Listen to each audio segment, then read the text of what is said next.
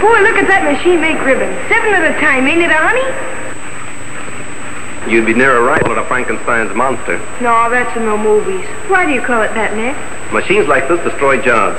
Think of the number of people who'd be working if we didn't have these power looms. Yes. I guess every woman in America would be weaving, and every home would be a sweatshop producing clothes for the family, like they were before we had power looms. I don't think I'd like that very much. I don't think you'd like homespun clothes either. Grandma tells me they didn't have much style, but they cost so much in hard labor you wore them till they fell apart. That's what the Cossacks do in Russia. Every couple of years they peel off their duds like sticking plaster. It might interest you to know that only the peasants do that. Not here they don't. We ain't got any. But you didn't answer Nick's question. I mean about looms like this, keeping people out of work. A fellow with a red beard asked me the same thing the other day. He waited while I looked it up. There were 4 textile mills in America in 1800. They employed a few hundred workers and used water power. Today, with electric and other power, around 1 million persons are employed in the textile industry. And clothes are so cheap, no one has to make his own. That, I think, answers your question. What's over here, Jim?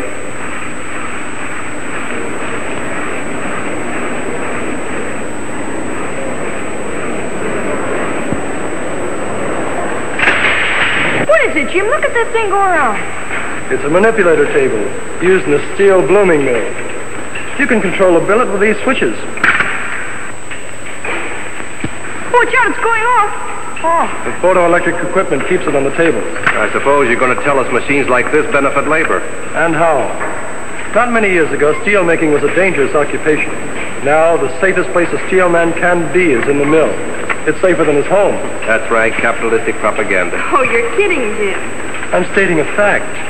I know one steel plant that employs 10,000 men. While 15 of them lost their lives at home and other places, not one was lost in the steelworks. That's hard to believe. Well, there's the answer right there. Electrical control. Instead of swinging a sledgehammer all day and risking his neck, the steelman sits where Bud is and does his work with the master switches.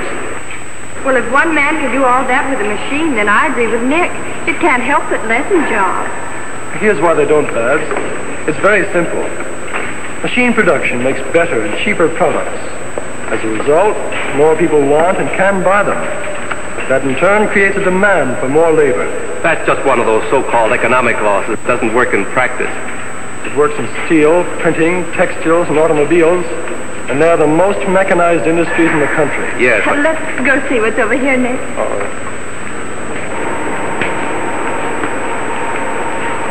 You can operate that yourself, Bud. Oh, thanks. Step on the dead man's pedal here, or keep it down always for the runner. You step on the right pedal, and you stop the machine. That's your brake. This is your gong. Does your company make any really large equipment, Mr. Treadway? Yes, they do. Some so big it has to be shipped piece by piece. For example, an electric furnace we made for a large motor company is 330 feet long. I thought so. Those are the kind of machines that displace men.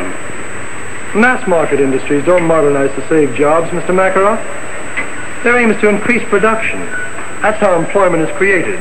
The only way, in fact. General statements don't mean much to me, Mr. Treadway. All right, facts then. I know in 1 year these people spend $9 million for what you call labor-saving machinery. That same year, they increased their payroll by 40,000 men and $88 million. Funny how a guy with facts can break up an argument.